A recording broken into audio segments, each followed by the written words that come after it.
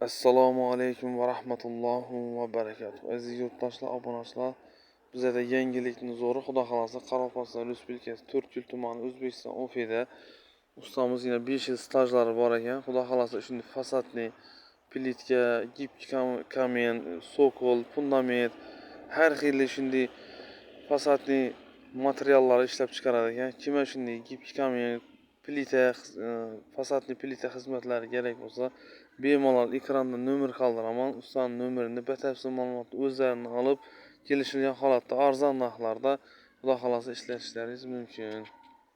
Ko'proq zaxaz etsanglar, xudo xolasa arzonroq ishlab berishadi. Va'da berdi.